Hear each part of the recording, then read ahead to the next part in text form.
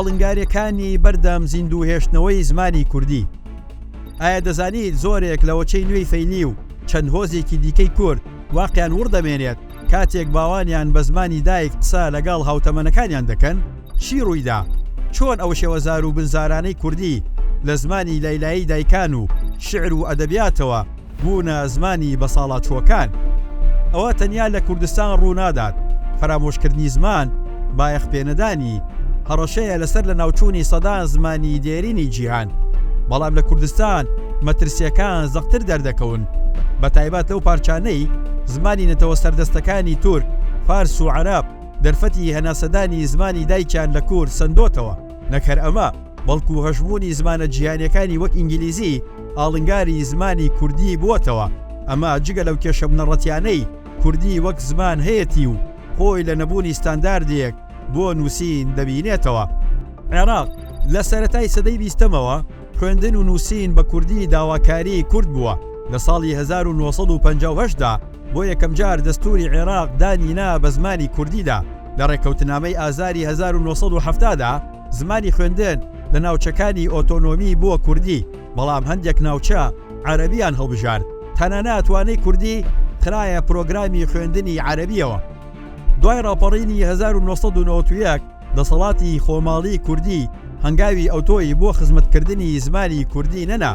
بۆ نمونە لە پەرلەماندا کە دەبوایە خەمی یەکەمی زمانی کوردی بێت، لە خولەکانی سەرەتادا زمانی داڕشتنی یاساکانی عەرەبی بوو، دواتر دەکرانە کوردی. لە دوای ساڵی 2003 لە بواری پەروەردەدا پەرە بە کەرتی تایبەت درا. ئەو کەرتەی لە پێناو ماشینەوەی قازانجی زۆرتردا ئینگلیزی و فەڕەنسی و تورکی کردە زمانی خوێندن. منداڵی کورد لە بری پژانی زمانی بە کوردی لە قۆناغی دایانگە و باخچەی ساوایانەوە بە ABCD یان بە پیتی تورکی گۆش کران.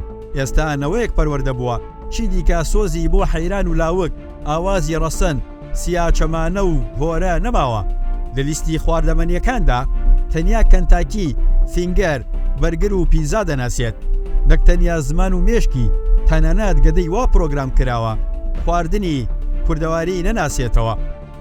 ڕۆژ ئاوای کوردستان، سووریا. تا ڕاپەڕینی ئازاری ساڵی 2011 کورد وەک هاوڵاتی سیر نەدەکرا. دوای ساڵی 2011 هێزی کوردی نوێ دامەزران، ئیدارەی خۆبەڕێوەبەری ڕۆژ ئاوا و باکووری سووریا دامەزرا.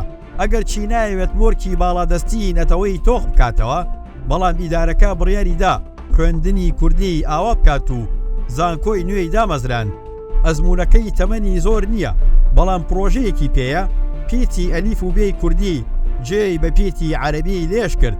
هەرچەندە هەندێک لایەنی کوردی ڕۆژئاوا لە هەولێرەوە دژی خوێندنی کوردی بوون، دەیانوت ئەو پرۆسەی دەستی پێکردووە، ئایدۆلۆژیە و دیمەشق دانی پێدا نەناوە، بەڵام ئیدارە کوردیەکەی ڕۆژئاوا هەنگاوەکانی خاو نەکردەوە و ملی بەفشارەکانی هەولێر و دیمەشق و ئەنکەرە نەدا. پرۆگرامی سەرجەم قۆناغەکانی خوێندنی کرد بە کوردی. باکووری کوردستان هەر شتێک کوردی بێت قەدەغەیە، تەنانەت پیتی و لەبەر ئەوەی لە زمانی تورکیدا نییە بەکارهێنانی لە نووسیندا قەدەغەیە. لەوێ شتێک قبول ناکرێت تورکانە نەبێت. ئەگەرچی دەوڵات کەناڵێکی کوردی کردووەتەوە، بەڵام تەنیا گوتاری ئەقڵیەتی ناوەندگەرایی واتە سێنترالیزمی تورکی بەرهەم دەهێنێتەوە. دایکانی کورد ناتوانن لایلایی کوردی بە گوێی کۆرپەکانیاندا بچرپێنن.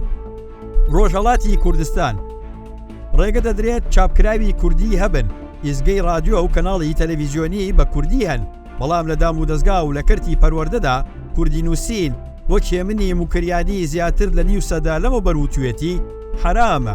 دوژمن دەڵێ بێتامە. ئەمە لە وڵاتەدا کە خانای قوبادی لە سەدەی 17دا لە شعرێکی بەناوبانگیدا دەڵێت ڕاستن مەواچان فارسی شەکەرن، کوردی جە فارسی بەڵ شیرینتەرن، پێی چێش نەدەوران ئی دنیای بەدکێش، معلومەن هەرکەس بە زوان وێش. ئاڵنگاریە سەرەکیەکان.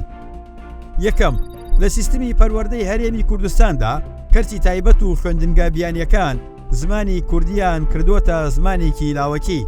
نەوەیەک بەڕێوەیە کە چی دیکە ناتوانێت وەک کورد بیر بکاتەوە و وەک کورد بپەیوێت، وە گۆران ئەو خەیاڵەی پێی مەستە بیخاتە ناو چوارچێوەی هەڵبەستی.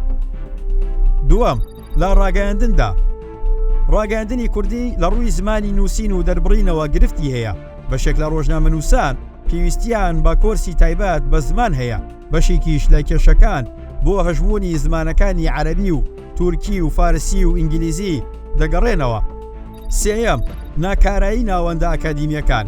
ناکارایەکە بە جۆرێکە ناتوانن وەڵام دەرەوەی خواستی ڕۆژ بن، کنە و پشکنینی زار و شێوەزارەکانی زمانی کوردی بکەن، هەوڵی دەوڵەمەندکردنی فەرهەنگی کوردی بدەن.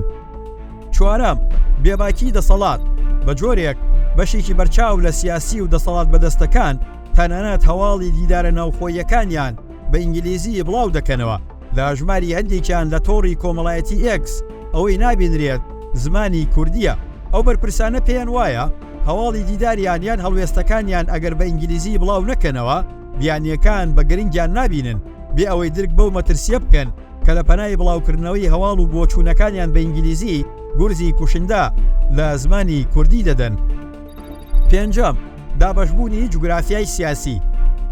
لە ماوەی زیاتر لە 30 ساڵی دەسەڵاتی خۆماڵیدا هیچ دەستپێشخەریەک نەکرا بۆ ئەوەی پرۆگرامی خوێندن لە کوردستان لە ڕووی زمانەوە یەک بخرێت.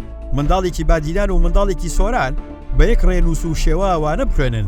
ئەمە شەرێمەکەی بەکردەوە کردووە تا دوو بەش. دوو جۆرنەوە پەروەردە دەکرێن کە بۆیان ئاسانترە بە زمانێکی دیکە لەگەڵ یەکدی بدوێن، تەنیا بە کوردی سۆرانی و بادینی نەبێت.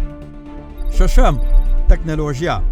ئەو هەوڵانەی دراون بۆ بە کوردیکردنی زانیاری و ڕێنماییەکانی بەکارهێنان زمانی ئامێرەکان بە تایبەتی مۆبایل، بە کوردیکردنی زمان لە تۆڕە کۆمەڵایەتیەکان، زیادکردنی زمانی کوردی سۆرانی بۆ گوگڵ، دروستکردنی فۆنتە کوردیەکان، پرۆگرامە ئەلیکترۆنیەکان، سەرجەمیان هەوڵی تاکە کەسی بوونە نەک دامەزراوەیی.